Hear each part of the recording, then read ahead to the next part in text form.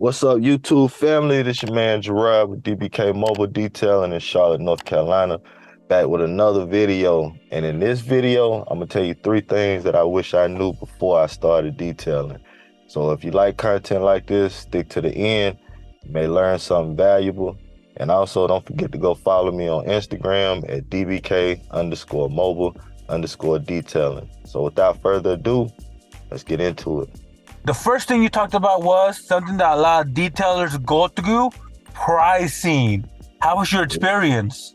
I started out in the parking lot detailing for, $50, $40, pretty much whatever the customer was willing to pay me. And with pricing, that's one of those things where it can be a mistake, but at the same time, it's a learning process. And I feel like starting out, like new detailers, they need to go through that to understand, how to price, what to charge, in your area, what's the market for it, and just overall learning your value and your worth and, charging accordingly. Like you don't want to undercharge and then you don't want to overcharge. You want to be right there in a competitive range to where people got options, so to say. But before you get to that point, you got to go through, you got to crawl before you walk. Like that's anything. Like you got to learn, should I charge this? Or maybe I'm charging too much, or like most beginners are not charging enough. Now, when you first started, you were trying to figure out prices. Do you remember when you said, okay, this is gonna be my base price? I will not do it less than this. Man, that's a good question, Reyes. That's a good question, because when I got to that point in my business, it was also a transitioning point for me as well. And just to give you a little backstory on it, where I used to go post up at, I had this guy pull up on me one day, and I was sitting down waiting on somebody to pull up. He pulled up in a van, and I was like, dang, man, he probably just want to get the outside wash. So, he sat there for a minute, and then when he finally pulled up, I seen the side of his van, he had his logos and stuff on there. It was another detailer. It was an older dude, and he pulled up, me and him talked, he said he had been doing it for like 15 years or so, 15, 20, something like that. He had been detailing. And he was like, he had quit his job. And at the time, I was still working full-time driving trucks. But like I told you, it had slowed down. So, me and him chopped it up, and, he basically was, dropping a lot of gems on me. And he was like, man, I see you out here a lot, man.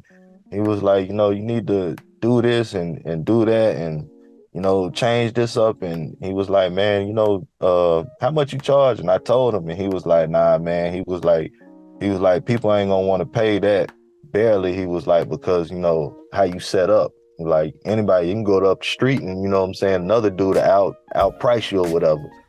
So I took that into consideration, man, and I thought about it. And, I talked to my wife, and I'm like, man, this is a business. First, I got to take it more seriously, and before I can expect somebody else to take me more seriously.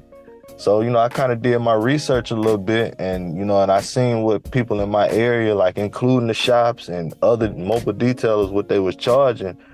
And I was like, man, like I'm playing out here, like literally. So I changed everything up. Like I went up to, my prices went from $50 to $80. I went up to $80 for a full detail on the sedan, and I think I was charging maybe like $100 for like SUVs and pickup trucks. And one thing that I realized was once I went up on my prices, I started to attract somewhat a different caliber of customers. And at the same time, it was kind of weeding out those, I ain't gonna say unwanted customers, because we want all the customers, but those, what's a good word?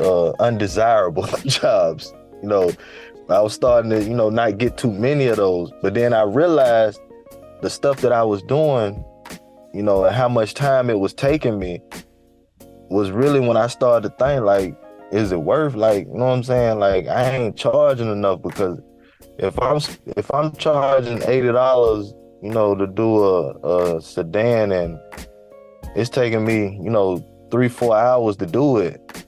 And it's kind of like, dang, like, you feel good, but then you looking in your pockets and you like, man, I ain't really got compensated enough for this.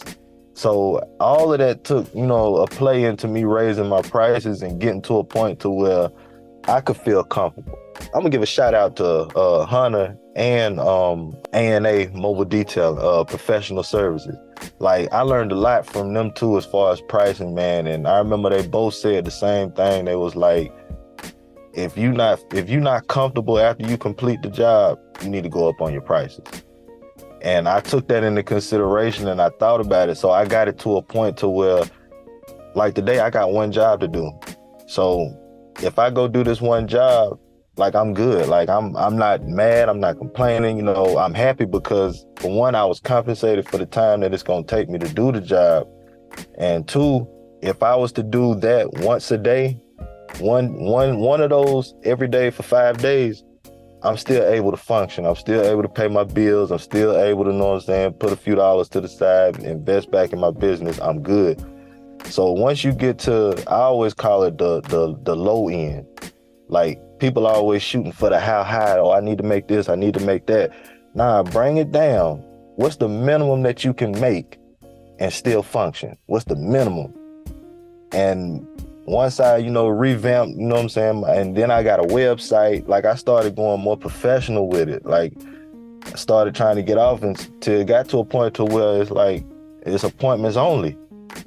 But for that appointment, you're going to pay, like, and I'm offering, people either shopping for value or they either shopping for quality. And I tell people on the phone all the time when they call me, and I don't say it rudely or, boastfully, but I'm like, hey, look, if you shopping for value, I'm probably not the guy. If you shopping for quality, then I'm the guy. Because if you shopping for value, that means you done call me, several other detailers, you trying to find the cheapest one you can find. And if you shopping for quality, you're going to take the time out to look at the reviews. You're going to, maybe Instagram, you're going to see my befores and afters, and on Google, you're going to see those photos as well, and you're going to make your decision based off of the quality of work. Because a lot of people believe in getting what they pay for. And I'm a firm believer of that. Now, people are going to want to know, how much are you charging, bro? You still charging $80 to $100? Nah, I ain't. Now, my maintenance package, like, for customers my clients, they get those prices because that's what I charge to come out and maintain their vehicle. But for a sedan, I'm at $150 now. Excuse me, I'm at $130 for the sedan. I'm at $150 for, pickup truck and SUVs. But that's like my standard package. That's something that I can come in and do in 2 hours, tops, and I'm done. And that's no matter what size the vehicle. Like, I'm in and out and I'm done in 2 hours. So you figure, what's that? If I do that for 5 days straight, I'm still looking at what? My math off, but about between $700-800 for the week. Like, I'm good. Like, you know what I'm saying? Because the reason why I say that, like I said, when you asked me the second question, every day ain't the same. Every week ain't the same. So throughout the week and throughout the day, you're going to get more business. And then the rest of the week goes on. But that $700-800 per week, that's my minimum. That's the minimum that I want to make. And if it get to a point where it drop below that, then got to go up a little bit more. Got it, man. Now, let's go on to the second thing you wish you knew before you got started. And a lot of detailers fall into this, because they're new. They don't know. They don't know who to follow. They don't know who to trust. Following trends. Tell us about that. Don't follow the trends. Like, I wasted a lot of money, buying this product, buying this chemical, looking at the latest tool. Oh, I got to have that. I got to go, you know what I'm saying? Because, a lot of these chemicals and tools, they all claim to do this and all claim to do that. But at the end of the day, they all do the same thing. It's kind of like comparing, like I said, Chevy to Ford to Ram, or Nike and Adidas and, Reebok. Like, it's your preference. Like, what works best for you? What fits into your budget? Because you follow these trends, man, you'll be surprised, man. You look back and next thing you know, you got, you know, a bunch of stuff that you ain't even using. Like I fell into that predicament. Like I had a lot of stuff that was just sitting around that I'm like, man, why did I even quit using that? Like that worked it good. Like why I'm using this over here? Like get what you gonna get and stick with it, because you'll waste a lot of money. And I know you hear a lot of people say this, but that is true. Like starting out, you're gonna waste a lot of money chasing and behind this product and that product. Like just stick with what works. If it works, I'm using it till it don't work no more. Now, one situation is with people that are just starting detailing, they don't know what works. That's why they're looking for those videos, those people who are promoting the chemicals to see what works the best. What advice do you have for those new detailers watching and not following into those trends? The best advice I can give you on that, me personally, I like a not all-purpose cleaner, but I like all-purpose solutions. So I'm a fan of, you know what I'm saying, the PNS Express. I love that. You know what I'm saying? That's my go-to, especially if it's not nothing, you know what I'm saying, you know, drastic. For one, it cleans leather, it cleans vinyl, it cleans plastic. You can pretty much do the whole interior with PNS Express. And just to go a step further, I've actually sprayed that stuff on the spot on the seats, on some fabric seats, and wiped it out. Like, I mean, it don't get no better than that. That's all the way around the interior. Lately I've been using the PNS Swift.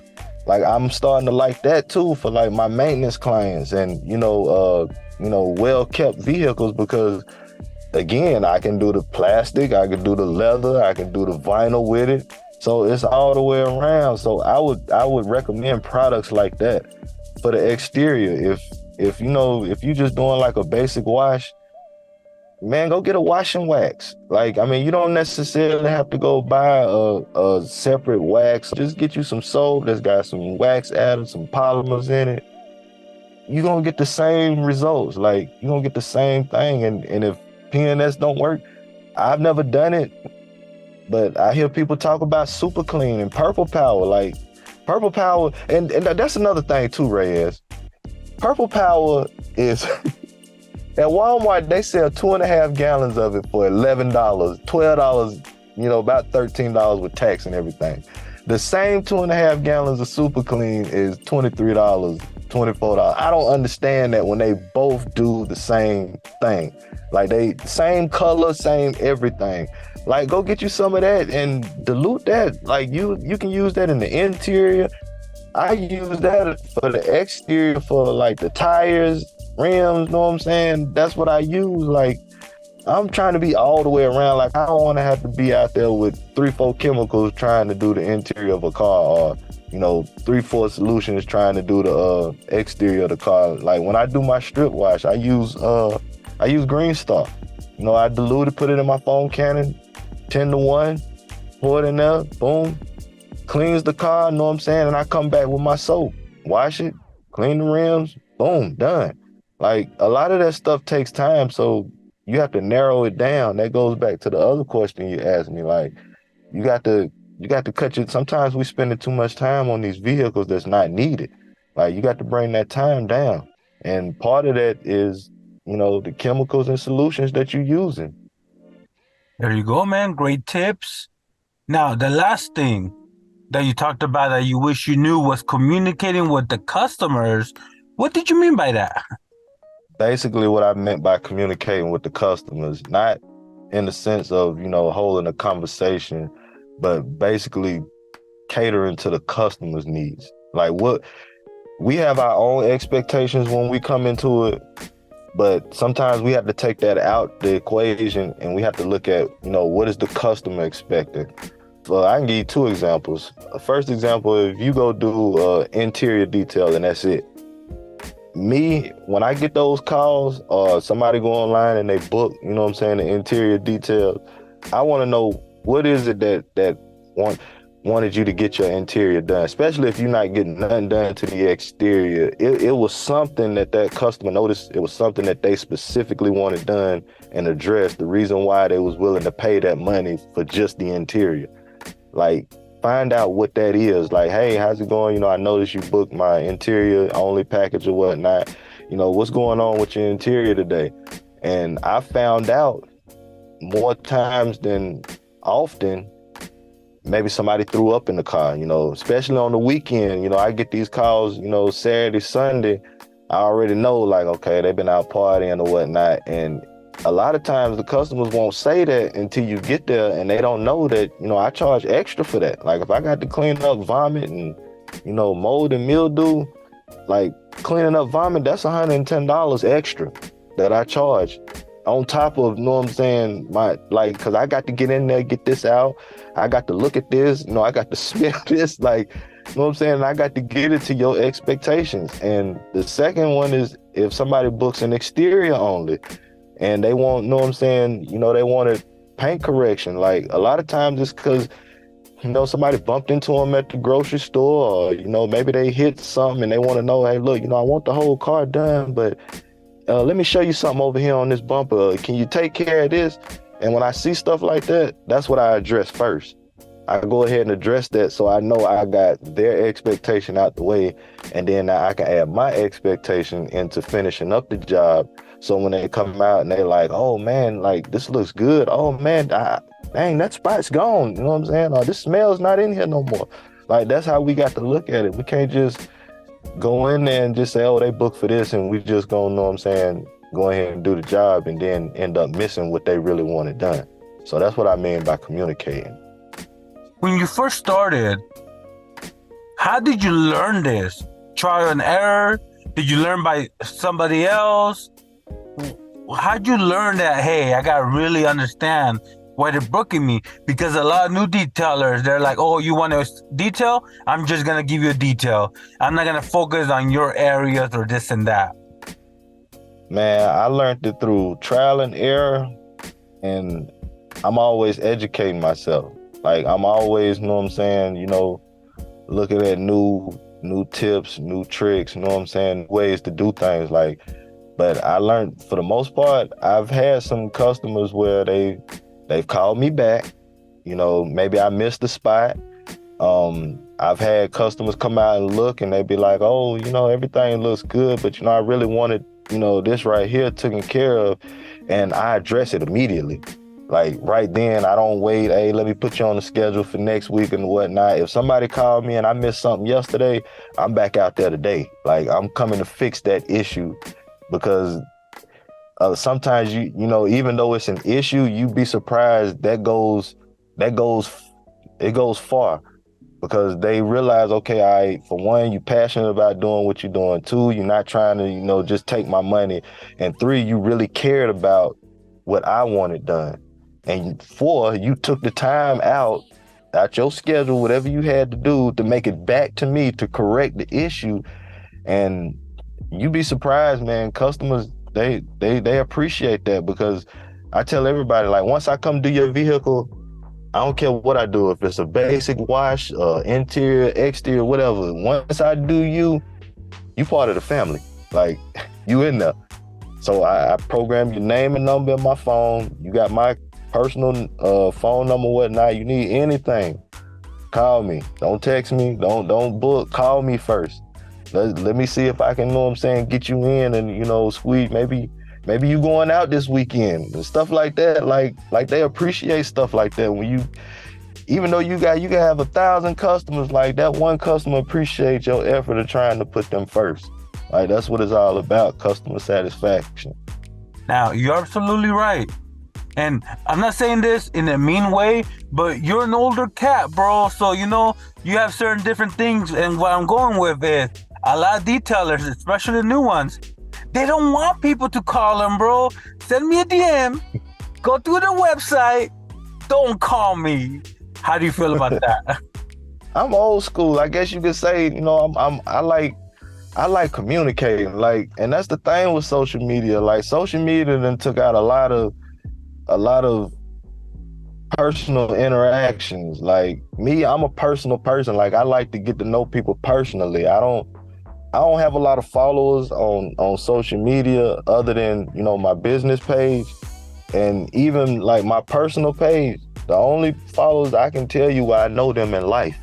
Like throughout life, I can tell you why I know them. So, I mean, if you DM me, fine, but at some point we gonna have that conversation. Like I'm gonna get to know a little bit about you. You're gonna get to know a little bit about me.